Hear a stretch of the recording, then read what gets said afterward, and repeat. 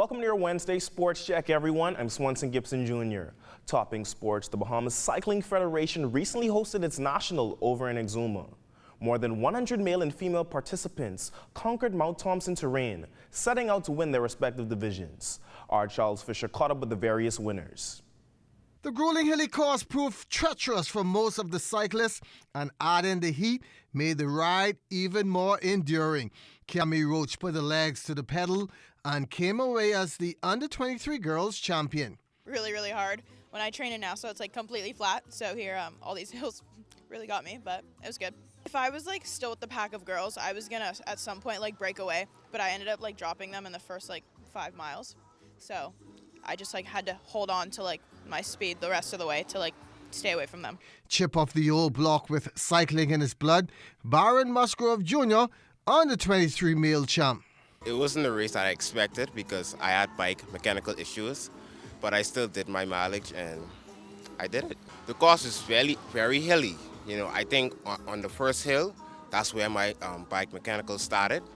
And yeah, it was a lot of hills. I didn't expect a lot of hills. I thought it was just going to be a flat course. Felix nearly rode to the title in the elite male.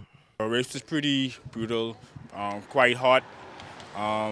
I tend to start getting very dehydrated because of the heat, but I just keep the gas on at all times. National Elite Junior champ Lonnie Duncombe took the competition from the get-go. I went away from my competition early in the race, and I just held my own until the finish line, and they didn't catch me, so I came away with the win, and it felt really good.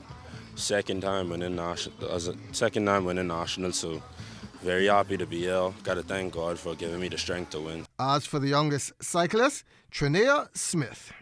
This is my second nationals. I don't know why I'm scared.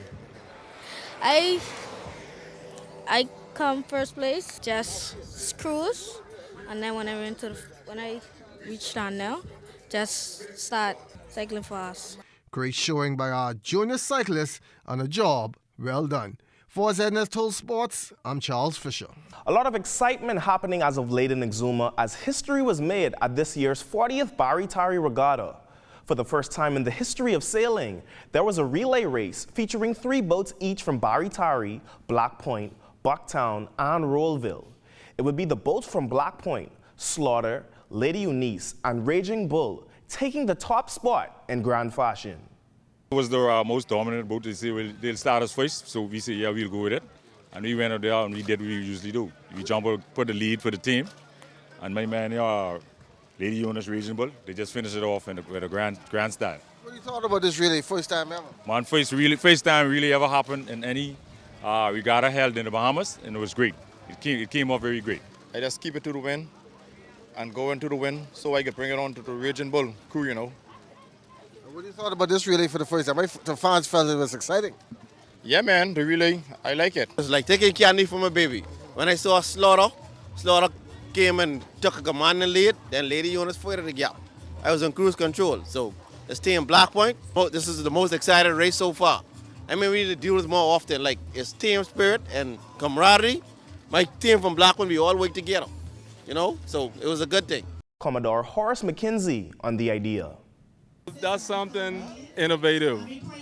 And in sailing, even though it has a tradition, we also have to look at it in terms of trying to tweak it as best as we could.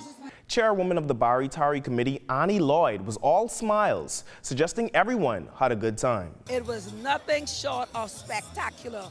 We had an awesome weekend, and everything just flowed. The weather cooperated with us.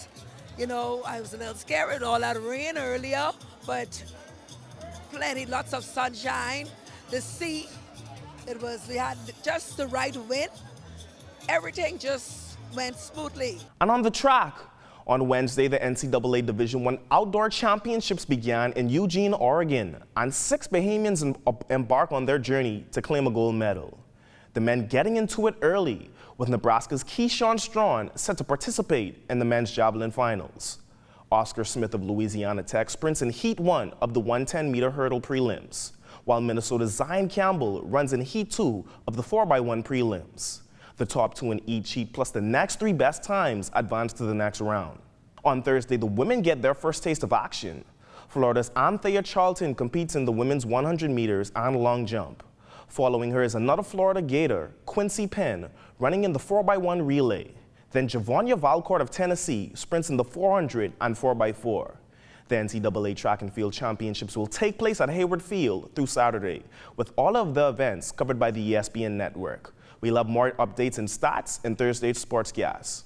And that's been your Wednesday Sports Check. I'm Swanson Gibson Jr. A check on weather when we return.